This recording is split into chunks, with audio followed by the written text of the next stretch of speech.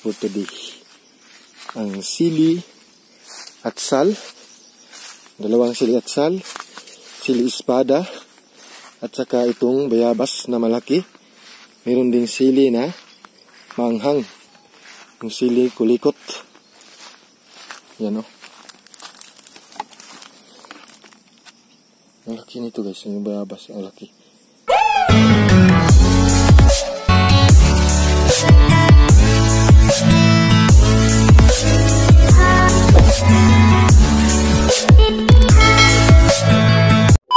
Hi guys! Welcome back again sa aking channel. So this is Tips Mayo. For more videos, please subscribe and follow me on Facebook page. So yan, nandito po tayo ngayon sa bahay kubo ni Tatay Andres. Kasi nga, meron akong tinatanim doon na sili at sal.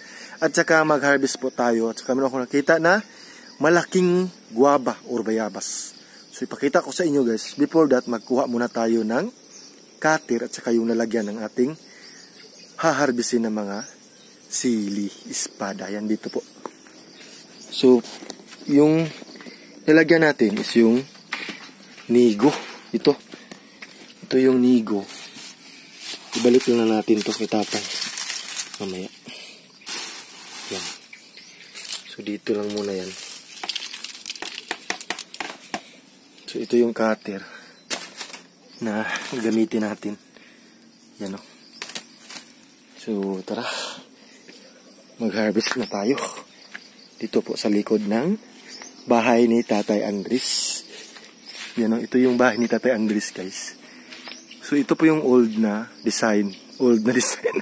So yung gamit po ng pangbungbong or yung sa gilid ng bahay is itong kawayan or bamboo. Yan o. Tingnan nyo.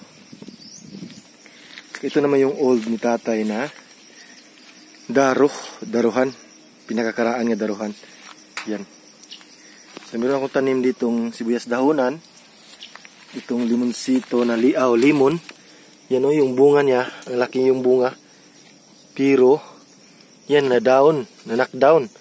Tungod sa, kasi mabigat na. So, okay lang yan kasi nakasay naman yan. Ito yung limonsito. Yan. Ito naman yung limon. Isang limon. Sibuyas dahonan. So, dito tayo mag-harvest guys. Tingnan nyo. Yan o, ang daming sili espada. Yan. Oh. So, dyan tayo mag-harvest. Tingnan nyo yan. Mga sili espada yan. So, yun naman yung bayabas, yung sinasabi ko. Yan o. Dyan tayo mag-harvest ng bayabas or guava. So, ilagay ko muna itong camera para easy to harvest na lang. Ayan, lagay natin dyan.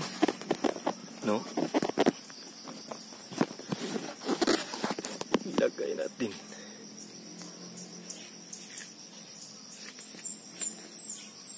So, dito tayo magsimula.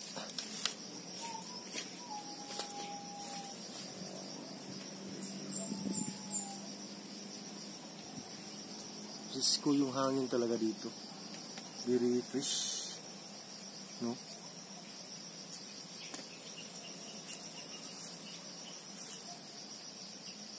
So, yung pagtanim ko nito guys, almost mga 4 months na ata yun. Yes, mga 4 months na. Yan o.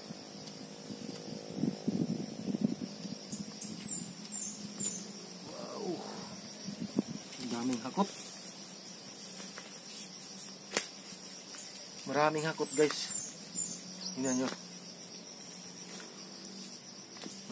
Ang daming langgam.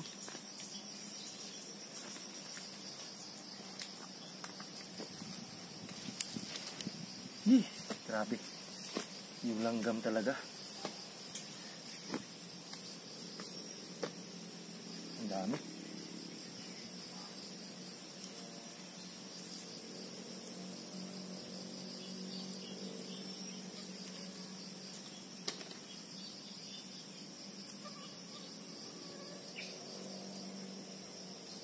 Yan po talaga yung nakapaganda sa bukid. Dahil yung harvestin natin, very fresh. Saka organic. No? sili espada or sili sword. Sili sword talaga. Yan. Yan guys.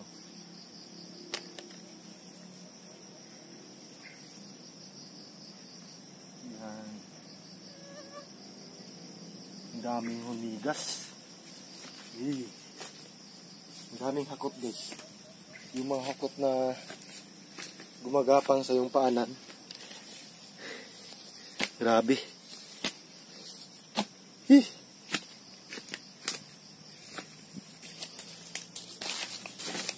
Yan o.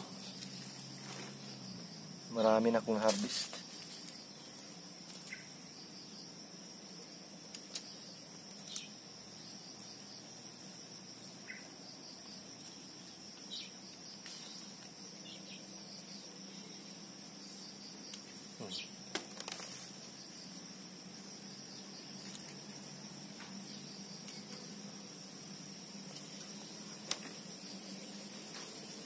Sili espada, sili sword.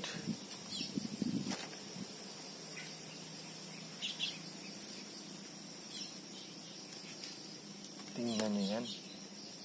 Diba ang dami yan?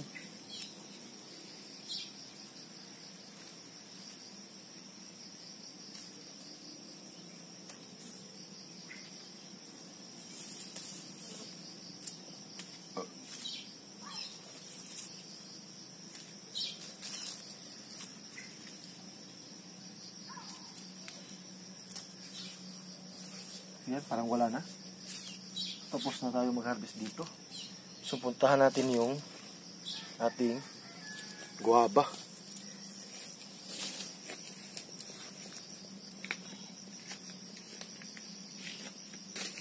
Yan guys, so ito na po yung na-harvest natin na mga sili. Ilagay natin dyan yung cutter. Yan. So, nandito po yung ating guava or yung bayabas. Yan o. Wow, fresh na fresh. So, yung mga iba niyang bunga guys, maliliit pa. Ayan o. Tignan natin. Ang liit pa nila. Pero soon, pag malaki na yan, haharvestin natin yan. Yan o. Yan po yung mga guapa. You know, meron pang isa.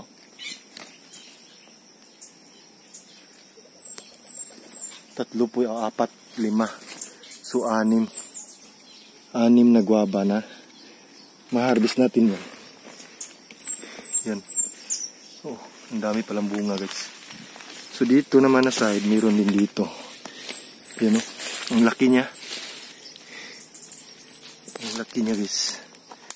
Tingnan nyo yan.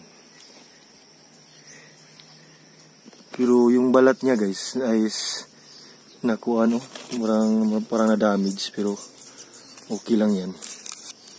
Kasi nga, so ikat natin. Yan, tura. Yan na. Ito na po. Yan o. Ating bayabas. Fresh bayabas. No? Yan po. Tapos na tayong mag-harvest ng sili espada at saka itong bayabas na ang laki. Tingnan nyo yan. So ngayon puntahan natin yung isang sili atsal. Yung may bunga na sili atsal guys. Kasi I think parang mayroon ng pero ma-harvest na rin natin yan. Kasi nung last pumunta ko doon, nag-vlog din ako. Kunti lang yung nakuha ko, parang isa lang. Pero ngayon parang malalaki na yung bunga niya. Sarap ng hangin dito guys.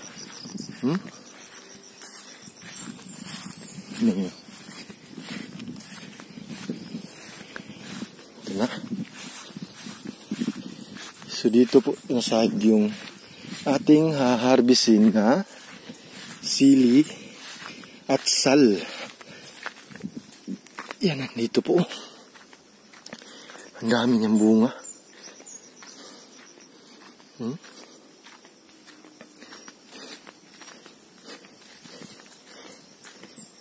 Ito. Yan, meron talaga siyang bunga guys. Pero kunti lang. Isa lang yung natira. Oh, dalawa sila. Yan oh. Dalawa pala guys. Harvest na tayo natin to. Yan. Tsaka ito. Meron din dito. Yan guys oh. So, dalawa yung harvest natin, ha? Wala nang iba dyan. Wala nang iba dyan. Yan. Ito. Yan. So, meron na tayong bayabas. Tsaka sili at sal. Tsaka mga sili espada. Wow. So, punta tayo dun sa sili na kulikot, yung sili na maanghang.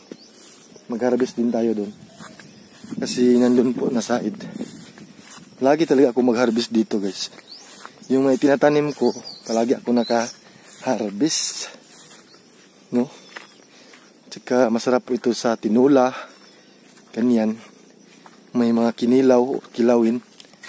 Good po yung mga sili kasi ang daming benefits ng mga sili, no? Yan. So dito na side yung sili na kulikot or yung hang na sili. Yan o. Nasa bubong. Tingnan nyo. Yung mga pula na yan. Yan po yung mga hinog na. So yung mga kulay green, hindi yan hinog. Yan. So yung pula lang muna yung ating haharbisin, no? Kasi nga yung iba ilaw pa, mga green. Wow.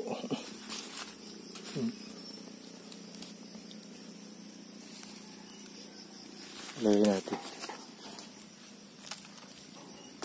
Dami pa oh. Marami pa guys, promise. Ang dami pa. Yun.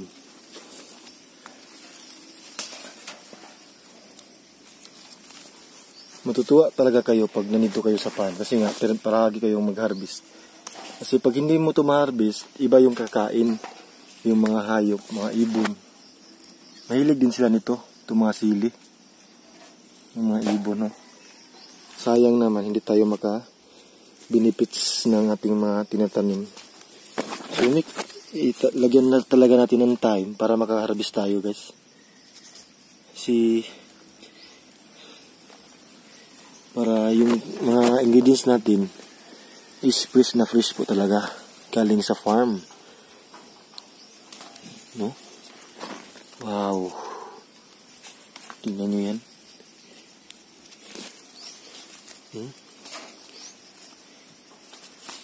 Meron pa siyang green sa itaas. Anong tawag nito? Ahat. So, okay na yan. So, ayan. Parang wala na. So, yung iba, yung mga ganitong kulay, patungo na sila mahinog, kunin na lang natin. Mga balbangaan. Kasi nga, mga guwang na yan eh. Mga guwang. Bisaya tawagin, mga guwang na yan. Yan, parang wala na. Ito. So, yan. Tapos na tayo, guys. We almost done. Tapos na tayo mag-harvest ng ating mga sili. Yan, oh. Sili. Wow, ito na. Ito na po yung ating harvest for today. Guys, nandito na. Ating na-harvest for today. Ang sili at sal. Dalawang sili at sal, sili espada, at saka itong bayabas na malaki. Meron din sili na maanghang, yung sili kulikot. Yan o. Ang laki nito guys, yung bayabas, ang laki. Kainin natin yan mamaya. Ano? Wow. Dami kong na-harvest. Yan guys, so maraming salamat po sa panonood at saka sa walang sawang sumuporta kay Tips Mio. Keep safe always and God bless po. Yan. Bye-bye. Ingat po kayo palagi. Fresh from the farm po talaga. Sili at sal. Sili, espada. At saka sili na maanghang. Yung may pula. Last one is yung bayabas na malaki. Fresh from the farm. Yan. Maraming salamat po sa walang sawang sumuporta kay Tips Mio. Keep safe always and God bless po. Ingat po kayo palagi. Bye-bye. Ingat po. Maraming salamat.